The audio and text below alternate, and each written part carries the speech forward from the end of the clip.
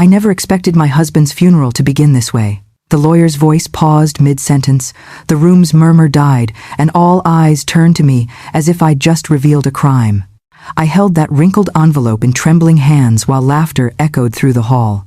In that moment, I felt smaller than air, exposed to shame and shock. They had just awarded everything, the yacht, the penthouse, the entire empire, to my son. I was left with one misfolded slip of paper. Stay with me, because by the end, you'll see how that single plane ticket was the most powerful inheritance of all. Before we dive deeper, let us know in the comments where you're watching from. We'd love to hear from you, and don't forget to hit that subscribe button so you never miss any of our upcoming videos. I thought I'd buried my husband that morning, but as the will was read, I realized I was also burying my family.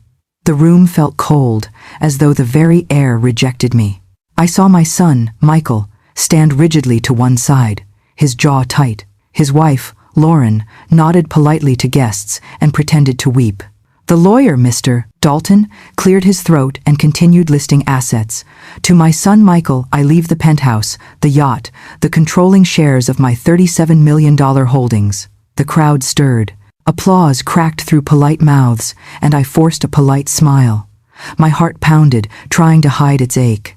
When the lawyer's voice finally turned to me, it was like a slow blade. To my beloved wife, Eleanor, I leave this. A silence fell, heavier than grief. The lawyer stretched his arm, slowly sliding a small envelope across the table toward me. The envelope was old, battered, creased, ridiculous, in that grand room. Laughter broke loose, sharp and cruel, from corners I thought were filled with sympathy. I heard a whisper, "Is that all?" Another voice laughed, "Maybe she'll go on vacation." My lips pressed tight. I pried the envelope open, my fingers shaking. Inside was a plane ticket, one ticket, destination, Rome. A hush swallowed the room. A few gasps rang out. I didn't understand then, but my husband always planned ahead. Now wonder with me, how could a plane ticket be more valuable than a yacht, a penthouse, millions of dollars?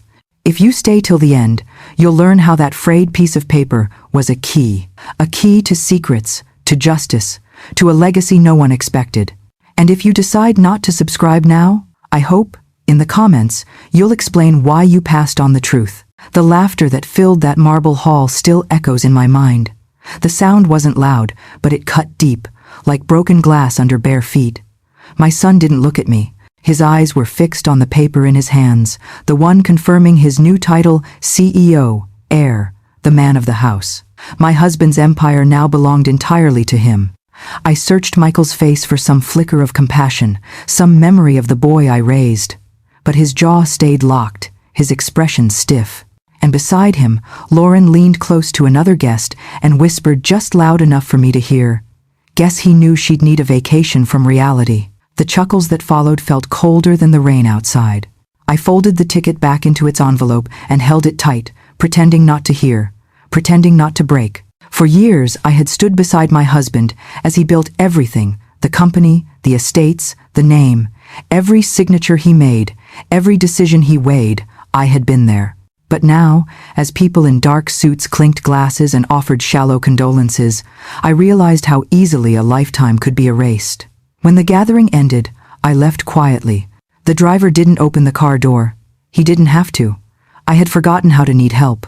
That night, the house was a tomb of memories. His shoes by the door, his book half read on the armchair, the faint scent of his cologne clinging to the hall.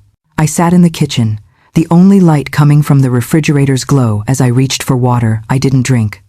I unfolded the ticket again, tracing the black letters. Rome. I tried to imagine why. We had never spoken about Italy, not since our early years. The ticket was one way, no return.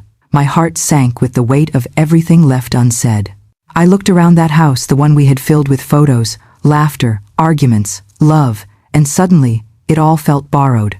My son had taken it all before I could even pack away his father's clothes. The next morning, Michael called. His voice was clipped, businesslike, almost impatient. He didn't ask how I felt, didn't mention the will. He just said, "Mom, I'll have the estate lawyer handle any loose ends. Please don't make this harder than it already is." Then silence. I wanted to ask if he understood what had been taken from me, from us, but the words froze on my tongue. Lauren had done her part too. She sent me a message that said, "I hope you find peace in Rome. Maybe some sunshine will help you let go." I stared at the screen for a long time, wondering how a woman so young could already master cruelty dressed as courtesy. I spent that day wandering through rooms that no longer felt mine. Every photo, every painting, every flower arrangement had a stories no one wanted anymore. I could hear the faint hum of city life outside, but inside the house, time had stopped. I went upstairs, opened my husband's wardrobe, and pressed my face against his coat. It still smelled like him. I asked the empty air, "Why Rome?" The silence answered. That night, I couldn't sleep. I sat by the window, staring at the garden we once planted together. The moonlight spilled across the roses he had chosen for me on our 20th anniversary. I remembered how he used to say, "There's always a reason for everything, Ellie, even the quiet ones." Maybe this was his final message, quiet but deliberate. At dawn, I made coffee and opened my suitcase. I didn't pack jewelry or fine clothes. Just essentials, a few dresses, a photo of us, and the envelope. Each fold of fabric felt like a step towards something unknown. As I zipped the case shut, the house seemed to exhale, as though it had been holding its breath too. I left the key on the counter, glanced once more at the framed photo of my wedding day, and whispered, "I'm not going for money. I'm going for answers." Before I booked the flight, I stared at the ticket again and almost tore it in half. What if there was nothing waiting in Rome? What if the whole thing was some cruel joke? But then I remembered his handwriting on the envelope, his familiar loops and flourishes, and something in me refused to give up. I printed my boarding pass and looked out the window one last time. The sun was rising, casting gold on the walls of a home that no longer belonged to me. What would you do if your husband left you nothing but a plane ticket? Tell me in the comments below. And if you haven't yet, subscribe now, because those who don't will only hear stories like this from others instead of learning the truth as it unfolds. The day I arrived in Rome, the sky looked nothing like home. It was softer, somehow muted gold against the pale horizon, as if the city itself was holding its breath. The air smelled of stone, espresso, and old stories. I stepped off the plane with a heart that had forgotten how to trust. My hand still trembled as I clutched my husband's letter in my purse, its creases now deep like the lines on my palms. I had imagined this moment differently, maybe confusion, maybe grief, but what I felt was something quieter, a strange calm, like the pause before thunder. The airport buzzed with travelers and reunions, people running into open arms. I stood still, alone, until I saw him, a man in a dark suit, holding a small placard with neat letters that spelled my name, Mrs. Eleanor Shaw. He waited with the composure of someone who already knew how this would unfold. When I reached him, he offered a gentle nod, his accent wrapping around English words like a soft thread. And then he said the 6 words that froze me in place, "Your husband said you'd come alone." It was as though the ground beneath me shifted. For a moment, I couldn't breathe. My husband had died weeks ago, and yet this stranger spoke as though they'd just spoken yesterday. I wanted to ask how, why, what he meant, but the words tangled in my throat. The driver simply took my suitcase, opened the car door, and gestured politely for me to get in. I hesitated, but something about the calm certainty in his eyes made me move forward. The city unfolded around us, ancient walls and narrow streets winding through history itself. I watched the landscape blur through the window, past markets spilling with oranges, scooters weaving through traffic, and cathedrals that caught the sun like mirrors. Every turn felt deliberate, as though someone had planned this route long ago. The car climbed a quiet hill overlooking the Tiber River. There, hidden behind tall iron gates covered in ivy, stood a villa that seemed pulled from another century. My breath caught at the sight of it. Cream-colored walls, shuttered windows, a terrace framed with lemon trees. It looked alive, yet untouched by time. The driver parked beside a fountain, stepped out, and handed me a key. He didn't explain, just nodded toward the entrance and said, "It's all prepared for you." Then he drove away, leaving me alone in a silence that hummed with secrets. Inside, the air smelled faintly of cedar and old paper. Dust hung like memory in the sunlight that streamed through high windows. The furniture was covered, but there was a warmth beneath the stillness, as though someone had left the room only moments ago. On the grand piano in the corner sat an envelope thicker than the one from the will, sealed with red wax. My knees weakened as I approached it. My name was written across it in familiar ink, in my husband's handwriting. For a moment, I pressed my hand against it, feeling the ridges of his pen strokes beneath my fingertips. I hadn't seen that handwriting since before the funeral. I sat on the nearest chair and turned the envelope over slowly. There was no postage, no date, just my name. I thought about the driver's words again. Your husband said you'd come alone. How could he have known? My heart pounded as I wondered whether this was part of some cruel game, or if my husband had truly planned all of this before he died. What could possibly be waiting for me in this villa, in a city we had never spoken about? The world outside moved on, birds chirped, distant bells echoed, but in that room, time stood still. I couldn't bring myself to open it yet.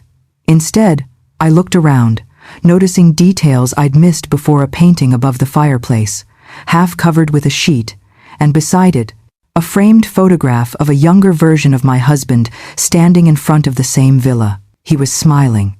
Behind him was a woman I didn't recognize. My pulse quickened. The walls seemed to close in with questions that had no answers yet. I wanted to believe this was simply business, a hidden investment, a surprise he had meant to share later. But something deeper in me whispered that this was personal.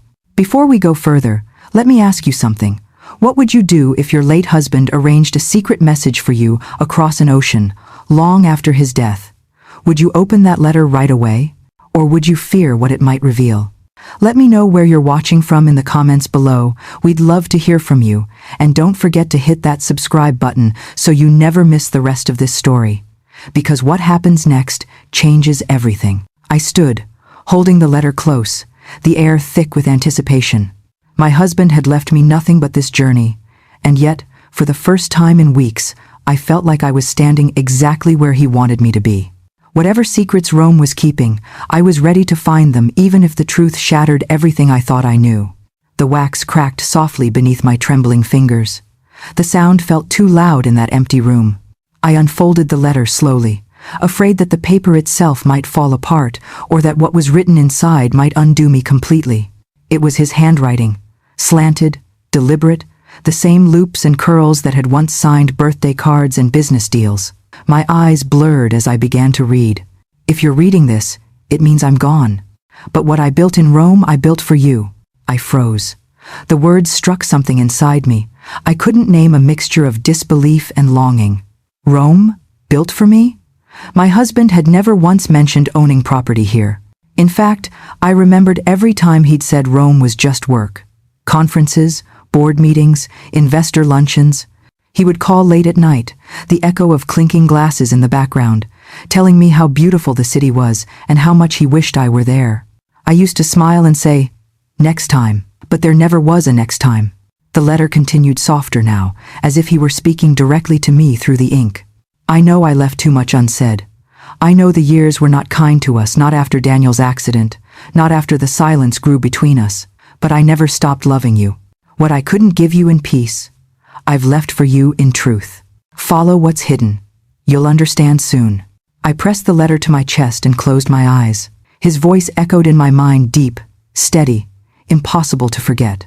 For the first time since the funeral, I didn't feel anger. Just a strange love mixed with guilt for not knowing him completely while he was alive. As I stood, a gust of air moved through the villa, carrying the faint scent of his cologne. I turned and noticed a door at the far end of the hall, half hidden behind a heavy curtain. Something metallic glimmered beneath the fabric, a small key resting on the floor, tied with a faded red ribbon. My heart raced. It looked deliberate, almost staged, as though he had placed it there for me to find. The key fit perfectly into the lock of the door. The hinges groaned as it opened, revealing a room thick with dust and history. It was an office, his office. Papers were stacked neatly on a mahogany desk, untouched for years it seemed.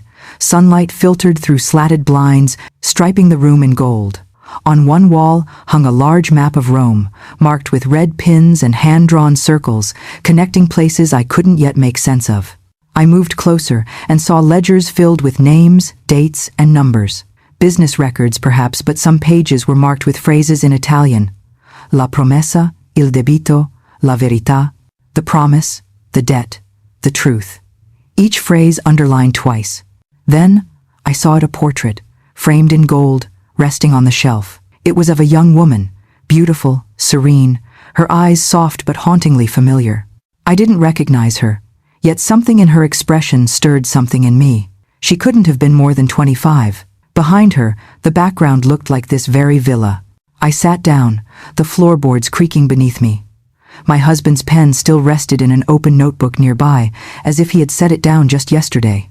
I flipped through its pages, hoping for clarity, but all I found were sketches of architectural designs, notes about restorations, and a single line written over and over again. She deserves to know everything. I felt the room spin. Who was she? Me? Or the woman in the portrait? Just then, the sound of footsteps broke through the silence. I turned sharply toward the door. The driver, the same man who had met me at the airport, stood there.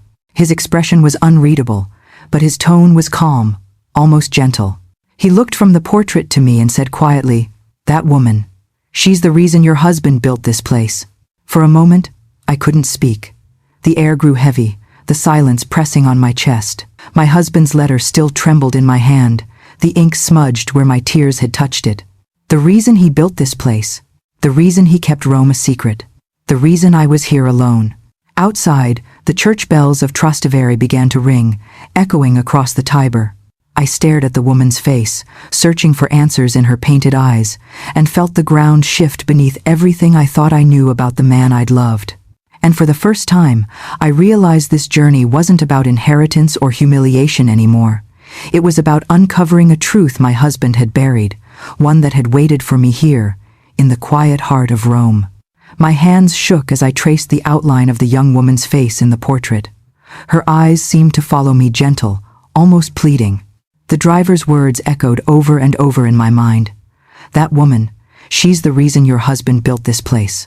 That single sentence had cracked something deep within me, and what poured out was not anger. At first it was disbelief, but disbelief soon turned to suspicion. Then, suspicion to hurt. The kind of hurt that burns quietly, the kind that sits behind your ribs and makes every breath feel like betrayal. I stayed in that office for hours. The light outside dimmed from gold to gray, and I didn't move. I searched through every drawer, every folder, desperate for something that made sense. But the deeper I dug, the less I recognized the man I had buried. A man who had built empires, loved me for decades, and yet had managed to build an entire secret life just across an ocean. When I finally found the small leather-bound journal hidden beneath the bottom drawer, dust covered its edges like ash.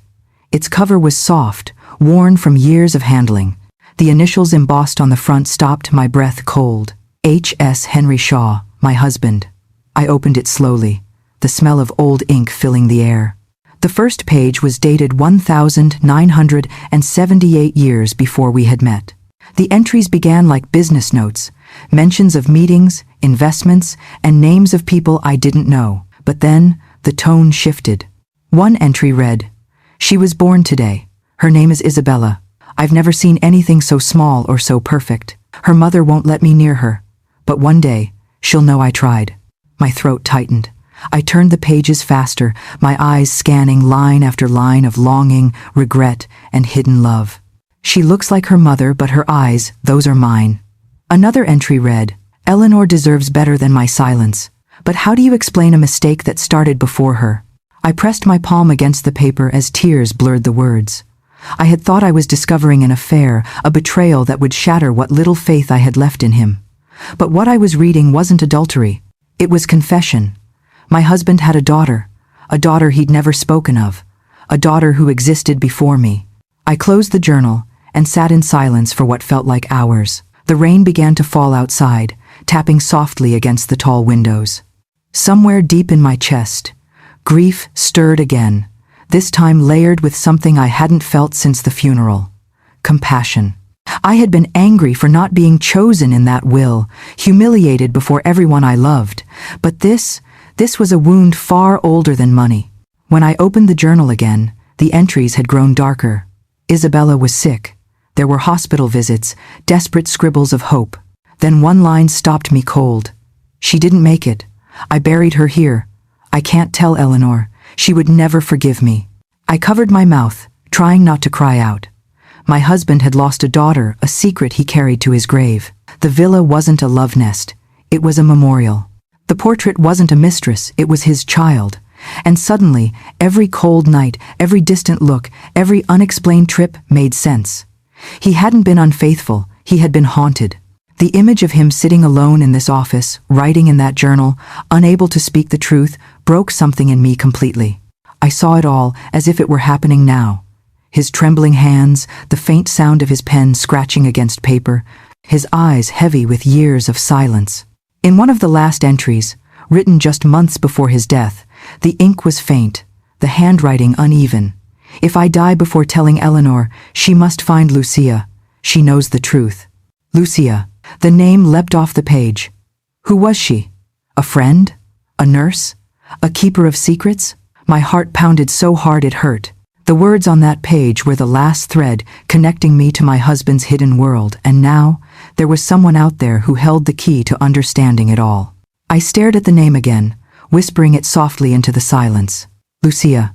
The syllables felt heavy, important.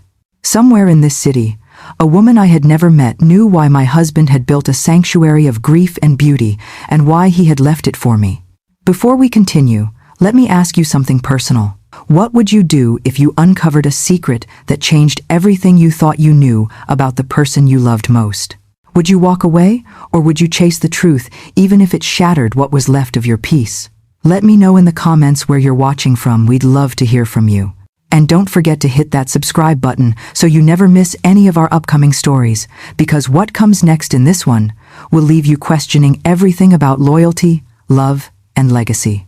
As I closed the journal that night, I looked again at the portrait of Isabella, her painted eyes still gazing softly from across the room. Somewhere, Lucia held the final piece of this puzzle, and for the first time, I felt the faint pull of purpose again. I would find her, no matter what it took. The next morning, I woke to the soft light of dawn filtering through lace curtains, the kind of light that makes everything seem almost peaceful except inside me. There was nothing but urgency. I barely slept after finding the journal. The name Lucia had echoed through my thoughts all night, a whisper that refused to fade. Whoever she was, she held the truth, the final truth about my husband's secret life. And I was done waiting for answers to come to me. I took the journal, the letter, and the photograph of the young woman and placed them into my bag. The driver, Matteo, was already outside, waiting beside the car. He looked at me as if he had expected this. "You're going to find her," he said softly, not as a question but as a certainty. I nodded. Rome stretched before me like an open history book, every street holding a story. I started my search at the places marked in red on the map I'd found in my husband's office: small cafes, forgotten churches, quiet corners near the Tiber where the noise of the city faded into murmurs. I showed the picture of Isabella to locals, hoping someone might recognize the face or the name Lucia. At first, no one did, but an elderly florist in Trastevere paused when she saw the photograph. She frowned and touched her chest. "Lucia?" she said quietly, as though testing the name on her tongue. Yes, I knew her. Years ago, she used to come here every Sunday morning to buy lilies. She lived nearby, on Via della Scala. My heart raced. "Is she still there?" I asked quickly. The woman shook her head. "No, they said she died. But..." Her voice trailed off, and she leaned closer. "Some people say they saw her after. Different hair, different name. Maybe she wanted to disappear." Disappear. The word hung in the air like smoke. As I walked away, I couldn't shake the feeling that this wasn't just about family secrets anymore. There was something larger, something connected to my husband's business. The ledgers, the accounts, the Italian notes scrawled in his journals. I thought of the phrase I'd read so many times: the promise, the debt, the truth. It wasn't romantic. It was a warning.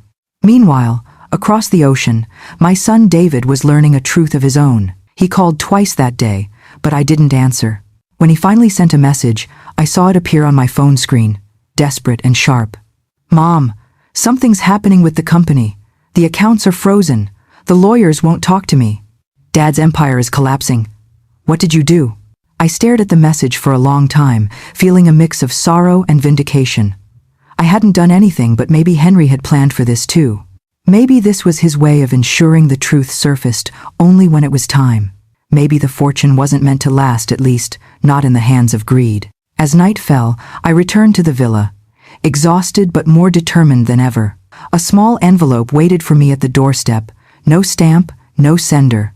My name was written in elegant cursive Eleanor Shaw. My breath caught as I opened it. Inside was a single card with just one line. Lucia will meet you at the fountain tomorrow. The fountain. Which fountain? Rome was full of them. But something in me, perhaps instinct, perhaps something deeper, knew exactly which one. The Trevi. My husband had always spoken of it. He once told me he'd thrown a coin into its waters the first time he came to Rome, promising to return when his soul was at peace. I barely slept that night, my mind racing with every possibility. Who was Lucia to him? Was she another secret child? A business partner? Or something even more complicated? Someone he'd trusted with his final confession? And what danger had she escaped that required her to fake her death? Before we go further, if you followed this story to this point, ask yourself, how well do you really know the people closest to you? If your partner left you a message from beyond the grave, would you have the courage to follow it, no matter where it led? Think about that, and if you haven't already, hit that subscribe button now. Because the truth I uncovered next in Rome could happen to anyone who's ever trusted too deeply. And trust me, you don't want to miss what comes next. The next morning, I dressed in black again, not for mourning, but for resolve. The streets were already alive with tourists, cameras flashing, voices echoing in a dozen languages. As I approached the fountain, its marble figures loomed above me, their white stone gleaming beneath the morning sunday. The sound of rushing water filled the square, masking the nervous rhythm of my heartbeat. I looked around carefully, scanning every face. No one seemed to be watching me, yet I could feel eyes somewhere in the crowd. My fingers brushed against the journal inside my bag. I took a deep breath and whispered, "Henry, if this is where you wanted me to be, give me the strength to finish what you started." Minutes passed. I checked the time again. Still no Lucia. Then, just as I was about to leave, I felt a light tap on my shoulder. I turned quickly, but the face I met wasn't a woman's. And in that moment, I realized it wasn't Lucia who found me first. The man standing before me was older, his silver hair slicked back, his dark suit pressed sharp as if time had never dared to touch him. But there was something in his eyes, something heavy. Recognition flickered, followed by guilt. He spoke first, his voice low but steady. "Mrs. Shaw," he said, "it's been a long time. My name is Richard Hale. I was your husband's partner." I didn't respond at first. The name stirred faint memories, business trips, dinners where my husband's laughter came easier, deals signed over glasses of wine. "You worked with Henry?" I managed. He nodded. "For more than 20 years, until the last year of his life, when things changed." He looked around cautiously, then gestured toward a quieter corner near the fountain. My heartbeat picked up. I followed him, clutching my bag tighter, every instinct torn between fear and the need for answers. Richard exhaled deeply. "Your husband was a good man, Mrs. Shaw, but in the final months before his death, he was under enormous pressure from his own family." His words cut deep, though I tried to keep my composure. "What are you saying?" He looked at me then, really looked the way a man does when he knows the truth will hurt. "Your son, David, he forged company documents, contracts, approvals. He moved millions without your husband's consent. When Henry discovered it, the company was already drowning in debt.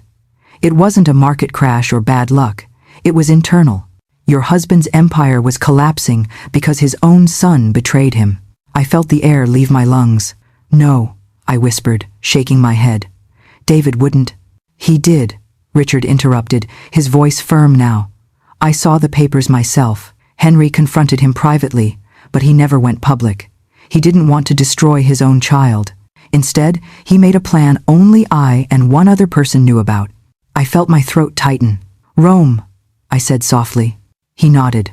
Yes, Rome was his insurance. Under Italian law, foreign assets registered in a spouse's name couldn't be seized to cover business debts abroad. He transferred part of his fortune, this villa, the accounts tied to it, all into your name. He wanted to protect you from what was coming. I couldn't breathe. The humiliation, the envelope, the laughter at the funeral, it all spun in my mind like a cruel echo. My husband hadn't abandoned me. He had saved me. Richard's voice grew quieter. He knew you wouldn't understand then.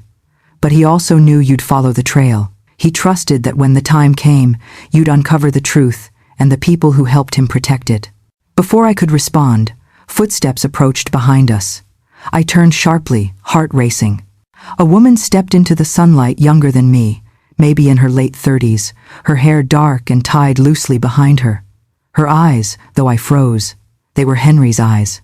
Deep, familiar, unshakably kind. "Eleanor," she said softly, her accent lilting but clear. "My name is Lucia." For a moment, everything around me fell silent, the crowd, the water, even my own thoughts. It was like seeing the past and present collide. Lucia stepped closer, holding something in her hand, a small photograph, the same one I'd found in the villa. "He told me you'd come. He said when you arrived, I'd finally understand the kind of woman my mother never got to be: strong, patient, loyal." I swallowed hard, tears blurring my vision. "He loved you," I said, the words trembling.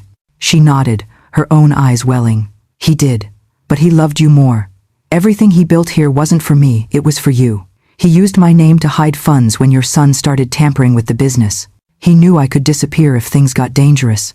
That's why I faked my death, to protect what was left of his legacy." I felt my knees weaken. Richard reached to steady me, but I pulled away, clutching the letter from Henry. My voice cracked as I whispered, "All this time, I thought he left me with nothing." Lucia shook her head gently. "He didn't leave you nothing. He left you everything that mattered: his truth, his love, his final act of faith in the woman who stood beside him through everything."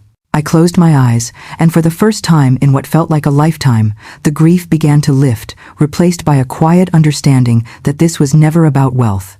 It was about trust, about what remains when the world takes everything else away. Before we go deeper into what comes next, let me ask you something. If your husband left behind secrets like these, would you have the courage to uncover them? Or would you rather live in comfortable lies?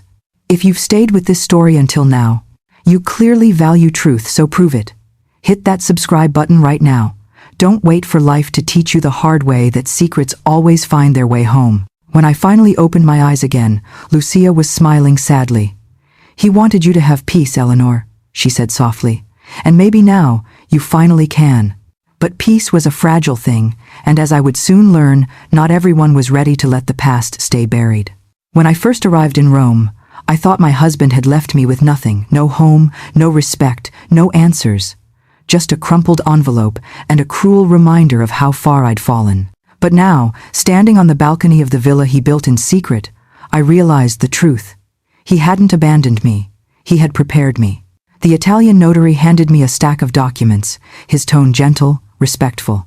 I didn't need to understand every legal term. I could feel the weight of what had just happened. The estate, the accounts, the property, all of it, transferred to my name. My husband's handwriting appeared in the margins of one paper, faint but unmistakable. It was as if he was still guiding my hand. I looked out across the golden city as the bells of Rome began to toll in the distance. My heart was quiet, not with victory, but with understanding. He hadn't left me to suffer. He had left me to rise. I remembered the nights I had watched him disappear into his study, thinking he was keeping secrets from me. I had no idea those secrets were walls he was building around me, walls of protection. My husband had seen what I refused to see, the greed growing in our own family. Back in the States, my son's empire was beginning to collapse. I didn't see it, but I could almost hear the panic across the ocean, phones ringing, lawyers shouting, Clara pacing in her designer heels. They had built their fortune on his name, but without his honor, it crumbled like dust. They must have been sitting in that glass tower when the letter arrived. A single line written by the Italian notary. "Control has been relinquished. The true heir has been found." I imagine Clara's face going pale, and my son's pride turning into disbelief. For years, they believed I was the fool, the fragile widow with nothing but tears and memories.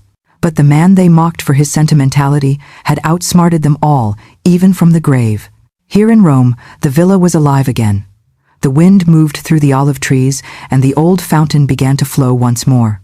I found Lucia waiting in the courtyard that evening.